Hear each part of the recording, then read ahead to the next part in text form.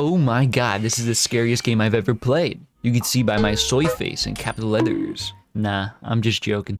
Hey gang, I wanted to share a game which has made me extremely excited. I haven't been excited for a new release in a while, and not much sticks out to me. Wait, Don, but there's a new Call of Duty coming.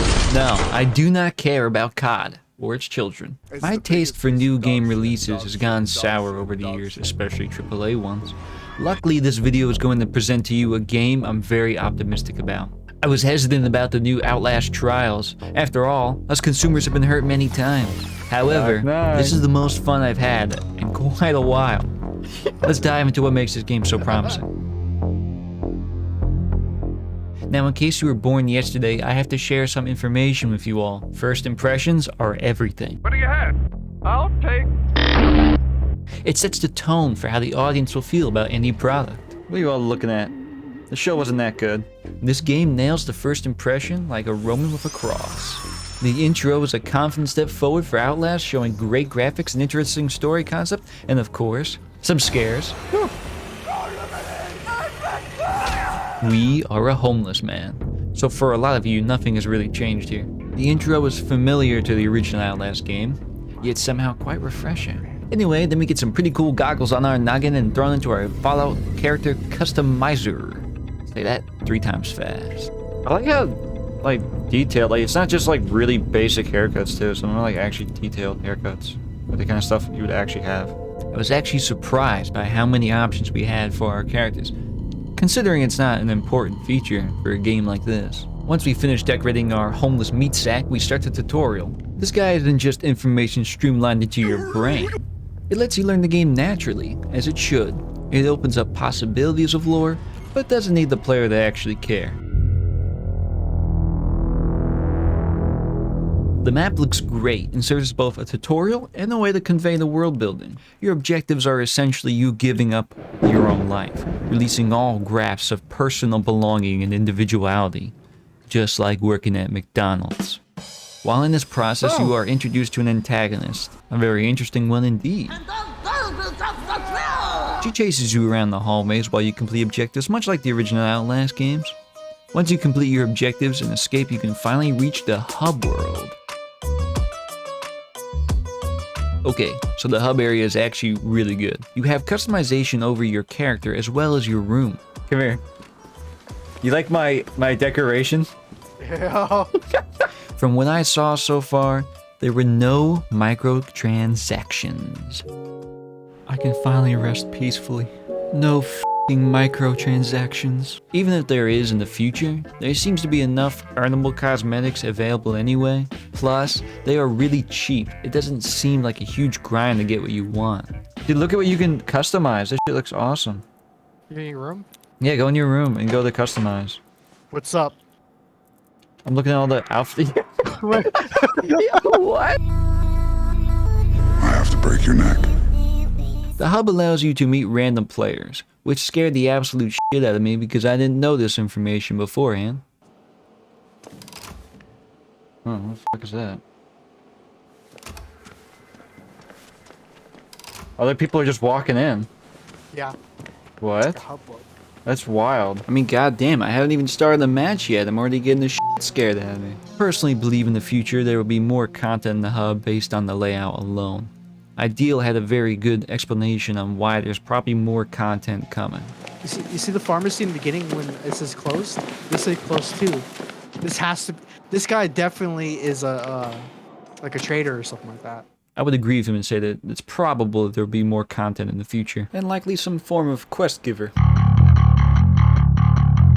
So let's get a quick rundown of what we can do in this game. Besides the obvious running, jumping, hiding, and all that bullshit we did in the previous games, currently there appears to be 4 classes, with different abilities and possibly upgrades in the future. The Stun. My first and only choice so far is a makeshift flashbang that stuns enemies longer than the average throwable. It seems pretty strong for our run. I'm gonna throw the thing at him. I stunned him. Let's go. Let's go. Let's go this way. You got nothing bad to say about it. The Blind. A trip mine that you can lay down that creates a fog. While I only tried one rig, this item doesn't sound extremely useful. There were only a few instances where we would have needed to cover an area that we were staying in. The heal. This is a medic class where you can heal players around you. I found most of the time we had enough meds around the map to help us. Oh, that's not so much. So?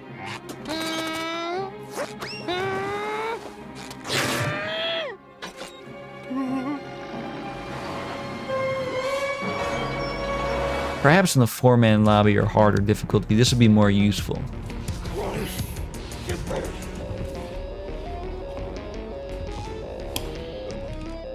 The X-Ray gives you the ability to see enemies through walls. This effect is shared with your allies. I've heard others say that this one was broken.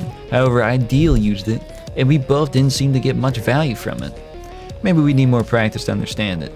Hey, look outside of your door.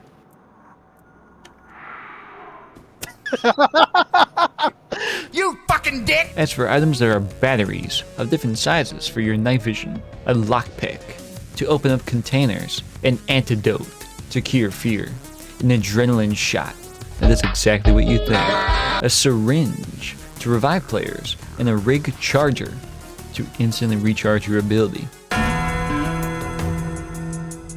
So gameplay has to be the single most important aspect of any video game. No duh.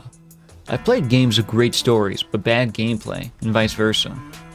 If the immersiveness of the environment, quality of the storytelling, or customization grind isn't important to you, then this is. I can safely say this game is really fun. I was blown away by how fluent it felt running room to room or hiding in plain sight. There's a direction to take to progress in each level, but multiple ways to get there. The pacing is a bit wacky at times, but overall has a steady rise until you reach beyond chaotic. Most players will likely stealth until they reach a difficulty spike, then opt for a louder option. It's payday, fellas! There aren't many ways to fight back, because you're expected to run away from the enemy. You have some ways to evade an attacker, like locking doors, or throwing an object to give you an extra second to book it, but overall stealth will be your friend.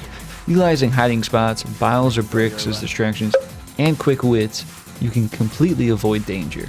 If you are caught with your pants down, I find it easy to outrun most of the enemies, if you have an escape plan. If you get lost, Stop acting like you know the way ahead, like you know the rules. There are no rules, man. We're lost. No. or stuck for any reason, you are most likely shit out of luck. There was no point in which I felt a glitch or bug was obvious or noticeable. The UI and controls were intuitive, and I never felt like the game stopped me from being creative or playing in my own style. So the gameplay is good, we get it, but is it scary? Does it have replayability? And is it worth buying? Yes, maybe, and I think so. I will definitely say, as someone often unfazed by horror games, that this game builds tension well. I'm running. I had to run out of the building. He's chasing me. Fuck. I'm screwed.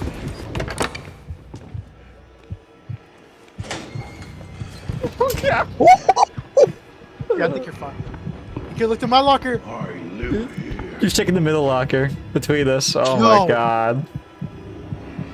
Check the locker literally right between us. The setting is hard to descriptively pin down, since there are many locations. The one thing in common, no matter where you go, is that you always feel like you're being watched. I think that in itself works well for the atmosphere and theme of the game. You want to stick to the dark like the little rat you are. The story gave a sensible explanation for the who, where, why question. So it serves its purpose, but more importantly, it gives us a faction to all fit into. We are all disposable people fighting for our lives to escape. It is interesting to play as people with no belonging in society, being forced into these cruel acts. Well, are we a homeless guy? Yeah. That is so fucking funny. If you think about it, it's almost a simple and more boiled down form of their current lives. But hey, that's just a theory. That of being outcasts who have to slink by society around them. Clever deep meaning there? Or maybe I'm just looking too deep into it. You decide for yourself.